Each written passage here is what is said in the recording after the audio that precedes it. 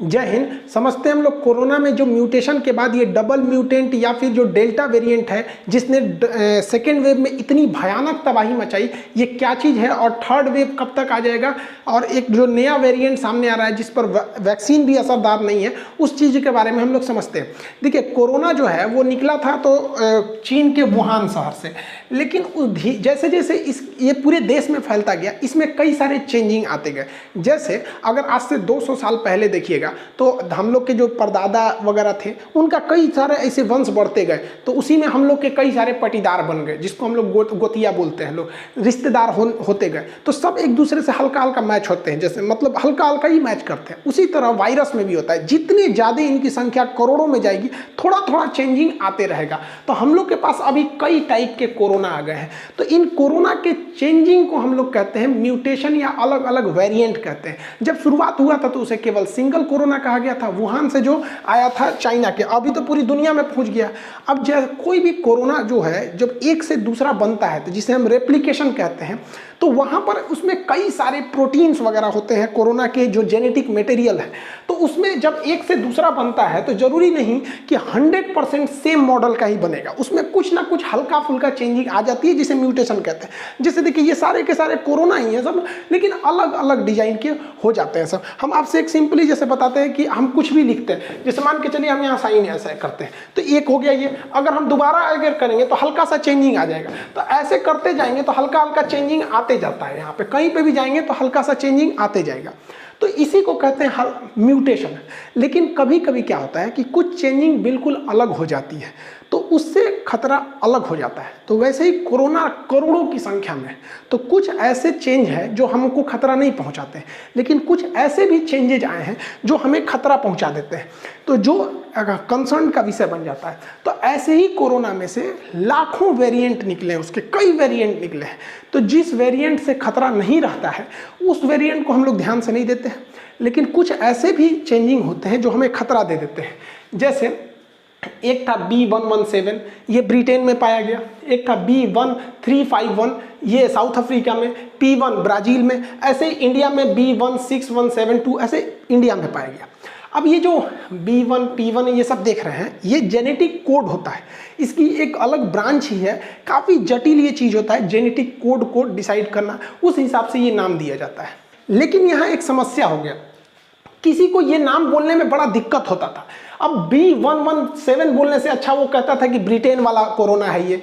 अब भारत वाला क्या B16172, अब ये बोलने से ज़्यादा था, वो कहता था इंडियन कोरोना है। भाई भारत वाला वेरिएंट है, ब्राज़ील वाला।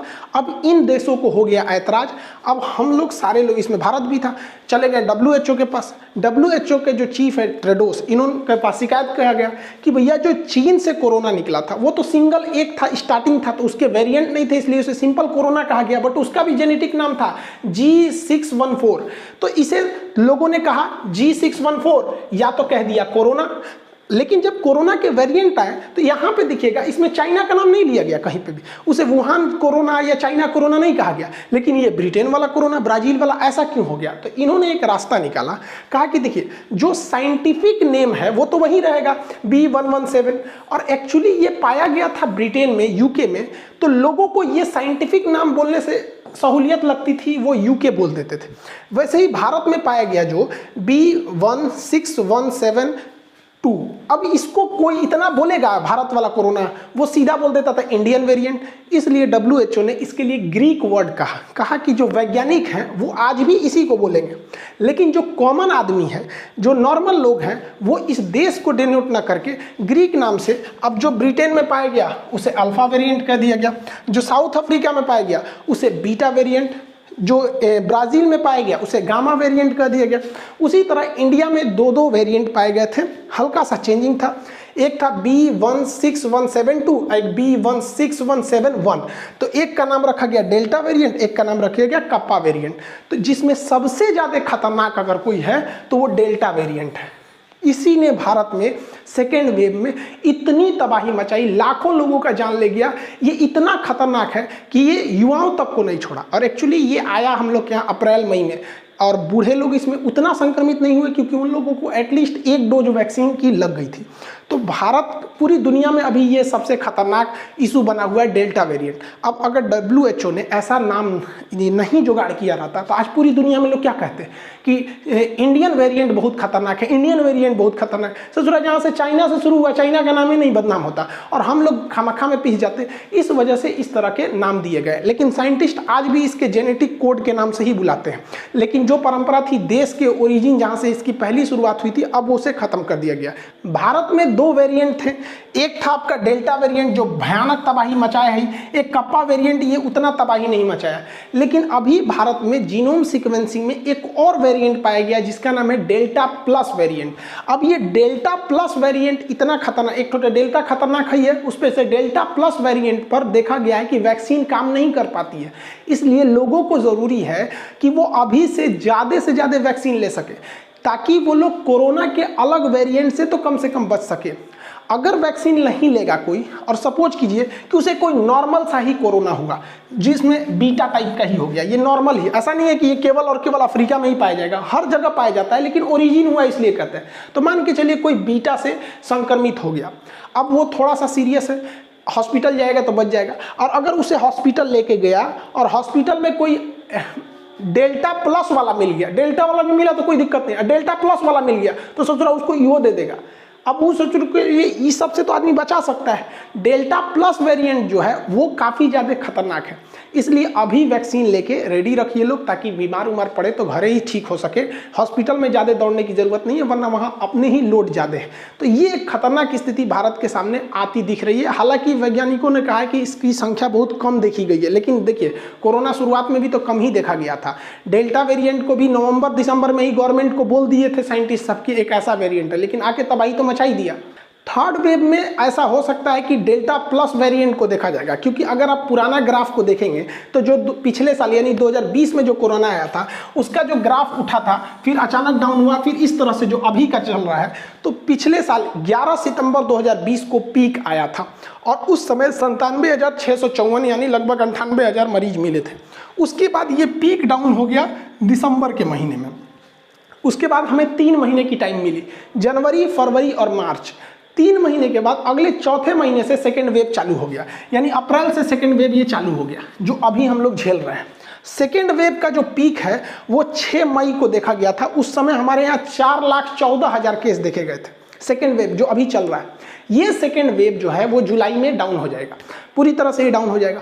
लेकिन हमें फर्स्ट वेव से अगर हम सीखेंगे तो फर्स्ट वेव भी हमें केवल 3 महीने का मोहलत दिया था, तो हो सके उसी पैटर्न के हिसाब से सेकेंड वेव भी हमें 3 महीने का मोहलत दे। यानी ये जुलाई में डाउन होगा, अगस्त, सितंबर, अक्टूबर 3 महीना डाउन होगा, और अक्टूबर लास्ट यानी नवंबर से थर्ड वेव भी आना चालू हो जाएगा। और कई देशों में थर्ड वेव, फोर्थ वेव भी आ चुके हैं, तो ऐसा नहीं कह सकते कि भारत में थर्ड वेव नहीं आएगा, लेकिन समझते हैं कि थर्ड वेव का कितना ज़्यादा खतरा रहेगा। तो अक्टूबर से नवंबर के बीच में थर्ड वेव आएगा, बट उस समय घबराने की ज़रूरत नहीं पड़ेगी, क्योंकि उस समय तक हॉस्पिटल्स में काफ़ी बेड अवेलेबल रहेंगे, क्योंकि हम लोगों ने काफ़ी हद तक सीखा है। सेकेंड वेव ने काफ़ी हद तक ऑक्सीजन की उस तरह से किल्लत नहीं आएगी, क्योंकि हम लोगों ने एक ऑक्सीजन का चेन अभी से बना के सीख लिया है। दवाओं की जो कालाबाजारी हो रही थी, जिसमें सबसे ज़्यादा रेमडेसिविर की ये जो ब्लैकमेल हुआ था, उसको ब्लैक में बेचा गया था रेमडेसिविर को, ये सब चीज़ें थोड़ी हद तक हमारे कंट्रोल में आ जाएगी। और वैक्सीनेशन प्रोग्राम से बहुत फ़ायदा होगा, क्योंकि बहुत हद तक गवर्नमेंट का भी कहना है कि हम लोग नवंबर के महीने तक लगभग 70 करोड़ लोग तक को वैक्सीनेट कर दिया जाएगा, और वो हो भी जाएगा नवंबर के महीने तक में वैक्सीनेशन। दूसरा, अगर और भी देखेंगे, अगर 100 साल पहले जाइएगा तो जो स्पेनिश फ्लू आया था, स्पेनिश फ्लू में भी 3 वेव आए थे, और हम अप्रैल में भी बताए थे आपको एक वीडियो में कि किसी भी पेंडेमिक या महामारी का जो सेकेंड वेव होता है वही खतरनाक होता है। तो फर्स्ट वेव हम लोग झेल ले गए, मैक्सिमम 97,000 केस गया। सेकेंड वेव से भी हम लोग बहुत जल्दी उबर चुके हैं, और बहुत थोड़ा 1 महीने में ये पूरी तरह डाउन हो जाएगा। और थर्ड वेव, तो स्पेनिश फ्लू का भी सेकेंड वेव सबसे खतरनाक था। फर्स्ट वेव से खतरनाक था सेकेंड वेव, सबसे कमजोर होता है थर्ड वेव। अब तक के जो इतिहास से हमें जानकारी है, जो सीखे हैं, तो उस हिसाब से भारत में भी थर्ड वेव से काफ़ी हद तक हम लोग को सुरक्षित रह सकते हैं। अब वैक्सीन का कहना है कि भाई बहुत कम वैक्सीन की शॉर्टेज वगैरह भी है, तो देखिए ये बात हकीकत है कि वैक्सीन की शॉर्टेज है, लेकिन स्पुतनिक वैक्सीन बनाने के लिए 6 कंपनियों ने करार कर लिया था मई के महीने में ही, तो वो उनका प्रोडक्शन चालू हो जाएगा यहाँ जुलाई से। और जो सीरम इंस्टीट्यूट है, इसने भी अपनी अलग से सप्लाई लाइन, कुछ अलग से फैक्ट्रीज भी डाली थी, कई सारे कंपनीज ने फैक्ट्री डाली थी, वो सारी की सारी फैक्ट्री जुलाई तक चालू हो जाएंगी। और जुलाई में अमूमन हम लोग वैक्सीन की काफ़ी ज़्यादा डोजेज, हमको हर तरह की अगर वैक्सीन मिला देंगे, स्पुतनिक हो गया भारत में और कोविशील्ड, कोवैक्सीन, तो ये काफ़ी बड़े पैमाने पर होगा। तो अभी 2 हफ्ते तक वैक्सीन की किल्लत देखी जा सकती है। हालांकि कई जगह वैक्सीन की किल्लत है, तो कई जगह वैक्सीन अवेलेबल है, तो कोई लगा नहीं रहे, लेकिन वैक्सीन की किल्लत जुलाई से दूर हो जाएगी और एक अच्छे खासे अमाउंट को हम लोग थर्ड वेव से पहले ही वैक्सीनेट कर चुके रहेंगे। और अगर हम देखेंगे तो भारत में अभी 3 ही वैक्सीन लग रही है, और स्पुतनिक तो रसिया की है, इसमें दोनों डोज अलग अलग दवाइयों का है, एक ही का नहीं है। बाकी सब में एक ही है, गैप करके दूसरा लगा देना होता है। अभी काफ़ी मतलब कन्फ्यूजन है लोगों को कि कितने दिन पर दूसरा डोज लगाया जाए। तो कोवैक्सीन है, ये तो बहुत कम लोगों को लगा और ये 28 दिन के गैप पे लगा है। स्पुतनिक है 21 दिन के गैप पे लगेगी। लेकिन कोविशील्ड को लेके अभी भी विवाद है, क्योंकि शुरुआत में सरकार ने कहा था 28 दिन, फिर कहा 42 दिन, फिर कहा 56 दिन। लेकिन देखिए, कुछ लोगों का कहना है कि वैक्सीन की शॉर्टेज की वजह से ऐसा डिसीजन लिया गया। देखिए, ये पूरी तरह से मतलब निराधार बातें हैं।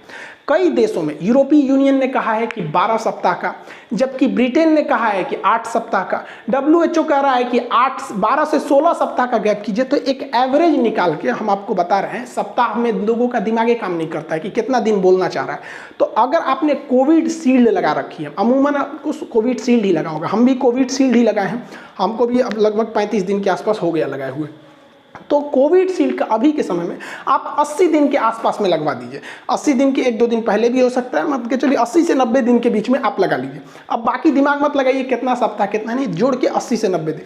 अगर आप इतना दिन पे लगवाते हैं तो आप लगभग आपका 90% आपको मतलब सिक्योरिटी मिल जाती है, अप्रॉक्स 90%। और अगर आप 56 या 42 दिन पे लगवा लेते हैं तो वही आपका 65 से 70% आपकी इम्यूनिटी बनती है वहाँ पे। तो यही सही है 80 से 90 दिन। मिक्स डोज पर भी अभी रिसर्च चल रहा है कि मतलब पहला डोज कोई और, दूसरा डोज कोई और, जैसे पहला फाइजर लग जाए, दूसरा मॉडर्ना लग जाए। अगर आप भारत में देखेंगे तो इसी तरह कि पहला मान के चलिए भारत बायोटेक का लग जाए कोवैक्सीन, दूसरा लग जाए कोविशील्ड। अब इसमें भी कई तरह के ट्रायल किए जाएंगे। पहले कोवैक्सीन लगा के देखा जाएगा, बाद में कोविशील्ड। अब कुछ मरीज को क्या किया जाएगा, पहले कोविशील्ड लगाया जाएगा, बाद में कोवैक्सीन लगाया जाएगा, उसके बाद देखा जाएगा कितनी इम्यूनिटी आ रही है, कितना नहीं हो रहा। एक लंबा प्रोसेस चलेगा यहाँ पर। कुछ लोगों को गलती से लगा भी दिया गया, तो ऐसे घबरा रहे हैं कि बहुत ज़्यादा दिक्कत है। ऐसा कोई दिक्कत नहीं होगा। हाँ, ये बात है कि अभी ये चीज़ें अंडर ट्रायल है, उसका डाटा नहीं है, इसलिए लोगों को ऐसा नहीं लगाना चाहिए था। जब इस पर डाटा आएगा तो ये भी आपको कुछ दिन में देखने को मिलेगी मिक्स डोज लगाने के लिए। कुछ गलतफहमियां जो हैं वो थर्ड वेव को बुलावा दे देगी। अब जैसे अभी एक चीज़ देखे होंगे कि किस वैक्सीन के डबल डोज लेने के बाद इनका शरीर मैग्नेटिक हो गया। एक चीज़ आप ध्यान से देखेंगे, इनका जितना मैग्नेटिक हुआ है वहीं हुआ है जहाँ कपड़ा नहीं है। एक चुंबक अगर बना रहता है तो चुंबक को कपड़ा से क्या मतलब, वो तो अंदर से भी चिपक जाता है। तो देखिए, जहाँ जहाँ ये गंजी पहने हैं वहाँ इनका थरिया लोटा नहीं चिपका है और वहीं पर चिपक गया। देखिए, ऐसी घटना जो होती है ये बहुत ज़्यादा उस नहीं है। हमारा शरीर में जो ब्लड दौड़ रहा होता है तो इलेक्ट्रॉन जो होते हैं उनके मूवमेंट से इलेक्ट्रिसिटी की जनरेशन होने लगता है, और जहाँ इलेक्ट्रिक रहेगा वहाँ मैग्नेट भी रहेगा। हमारी खुद की बॉडी लगभग 2 वोल्ट का करंट खुद दे देती है। 12 वोल्ट देती तो झटका मारते, और वो गाना है ना, लगे 440 वोल्ट छूने से तेरे, तो 440 वोल्ट नहीं देता है, 2 वोल्ट तो दे ही देता है। जो बैटरी भुकभुकवा होती है ना घड़ी वाली, आप अगर दोनों नसों पे रखेंगे ना तो उसको वो सप्लाई देता है। हमारी खुद की बॉडी उतना दे देती है। तो ये वैक्सीन की वजह से ऐसा नहीं हुआ है। कुछ लोगों का कहना है कि वैक्सीन 2 साल लगाने के 2 साल बाद लोग मर जाएंगे, और इसमें नोबेल पुरस्कार विजेता की कुछ लोग कह दिए कि उन्होंने ये कहा है। ऐसा नहीं है, किसी के भी आधे बयान को दिखा के लोग फेमस हो जाते हैं। किसी ने कुछ बोला तो शुरुआत का कुछ काट दो, लास्ट का कुछ काट दो, अब बस वही दिखाओ जिससे फायदा हो जाएगा। उस बेचारा वैज्ञानिक बदनाम हो जाएगा। यूट्यूब पे क्या है कि जितना वीडियो बनेगा उतना लोग कमा लेते हैं। तो इस वजह से आप बताइए, वैक्सीन लगे अभी 2 साल हुआ नहीं, किस बकलोल ने अभी रिसर्च कर लिया कि 2 साल आगे क्या होने वाला है। यानी करोड़ों लोगों की जो वैक्सीन लगी है वो बैल हैं लोग यहाँ पर। कुछ लोग का कहना है कि वैक्सीन अगर इतना ही असरदार है तो डॉक्टर्स क्यों मारे गए, जिसमें हमारे सबसे मतलब के अग्रवाल जी, ये तो बहुत बेहतरीन डॉक्टर थे। तो देखिए डॉक्टर्स के साथ दो गड़बड़ी हो गई। पहला कि इन्हें जो वैक्सीन दिया गया वो 28 दिन के गैप पर दे दिया गया। बाद में पता चला कि 28 दिन पर देने पर महज 56% हमको इम्यूनिटी मिलती है, लेकिन अगर वही गैप को बढ़ा दिया जाता तो 90% सिक्योर हो जाते। तो पहले तो रिसर्च में ही डॉक्टर्स को हम लोगों ने जल्दबाजी में लगा दिया, पहला। दूसरा कि एक डॉक्टर के पास जाइएगा, कोरोना जहां वो बेचारा डॉक्टर रहता है, पीपीई किट में बेचारा पूरा पसीना से भीगा रहता है, दाहिने बाएं ऊपर चारों ओर कोरोना के मरीज रहते हैं। तो एक डॉक्टर की तुलना आप अपने से मत कीजिए, आप में और डॉक्टर में बहुत का अंतर हो जाता है। आपको अगर पता चल जाएगा ना इस गली में कोरोना का मरीज है तो आप वो गली छोड़ देते हैं, और डॉक्टर बेचारा इधर हाथ रखेगा तो मरीज इधर। तो डॉक्टर से प्लीज अपनी तुलना मत कीजिए, ये उनका एक तरह का अपमान होगा। वो इस दौर में भी बेचारे कितने डॉक्टरों ने जान गंवा दिया, उस पर कुछ लोग मजाक बना रहे हैं उनका, ये गलत बात है। एक और अफवाह फैला है कि नपुंसक हो जाते हैं, एकदम ये मिथ है, एकदम गलत बात है। ऐसा कोई नपुंसकता नहीं हो जाती है भैया, ये नपुंसकता से इसको कोई लेना देना नहीं है। बहुत सी जगहों पे अफवाह फैला रहता है, ऐसा अफवाह पाकिस्तान में आपको बहुत ज़्यादा देखने को मिलेगा पोलियो के ड्रॉप पर। वहाँ पोलियो जो पिलाने जाता है ना, बताइए कितना तकलीफ भरी जिंदगी हो जाती है। भारत ने तो 2014 से ही पोलियो को मुक्त कर दिया गया, भारत से पोलियो ड्रॉप्स के माध्यम से। अब बताइए पाकिस्तान में आज भी पोलियो है, और आपको जानकर ताज्जुब होगा कि जब पाकिस्तान में कोई पोलियो ड्रॉप पिलाने जाता है ना तो उसके साथ कमांडो जाते हैं AK-47 लेके, कि कोई बेचारे डॉक्टर नर्स को मार मत दे वहाँ पर, इतनी खतरनाक होता। अभी कुछ 10-15 दिन पहले कि जो सेफ्टी गार्ड थे, जो कोरोना मतलब जो पोलियो ड्रॉप पिलाने वालों को सुरक्षा दे रहे थे, वो लोग घर जा रहे थे, उन लोगों को मार दिया वहाँ के लोगों ने। तो बताइए ये सब अफवाह हैं। ऐसे अनपढ़ों के चक्कर में रहेंगे ना तो पूरी तरह बर्बाद हो जाएंगे। ये सालों का कहना है कि अगर 2 बूंद पिलाइएगा तो 2 बच्चा होगा, तो भैया इससे अच्छी बात क्या हो सकती है। हम दो, हमारे दो यहाँ पर। अब भारत में न जाने कितने लोगों को पोलियो का ड्रॉप पिलाया गया। हम लोग भी बचपन में पिए हैं, हम लोग को तो बड़े भी हो जाते ना, 7-8 साल के हो जाते तो घर वाले भेजते थे, जा P low P low P low, खट्टा खट्टा लगता था, पियो पियो, आदमी मुंह बनाता था। तो हमारे कुछ दोस्तों में जिनकी शादी होगी उनके अमूमन 2-3 बच्चे हैं। अब भाई वो 2-3 पे ही स्टॉप किए, उन लोग पढ़े लिखे हैं, अब ऐसा थोड़ी है कि उनका आगे नहीं हो सकता है। तो ये अफवाहें, इन पे ध्यान नहीं देना चाहिए। पाकिस्तान की एक महिला का ये वीडियो वायरल हो रहा है जिसके अंदर वो अपने बच्चे को पोलियो की दवाई पिलाने के लिए लगातार मना कर रही है। मेरी औलाद है, मैं पिलाऊंगी, मेरी औलाद कैंसर से मरे, पोलियो से मरे, टीबी से मरे, मैं जिम्मेदार हूँ, हुकूमत नहीं है। पोलियो के कतरे नहीं पिलवाऊंगी, नहीं पिलवाऊंगी। गली पूरा पाकिस्तान पिलवाए, जरदारी पिए, नवाज शरीफ पिए, अल्ताफ हुसैन पिए, बेनजीर को जिंदा करके पिलवा दो। मैं नहीं पिलवाऊंगी, नहीं पिलवाऊंगी, नहीं पिलवाऊंगी।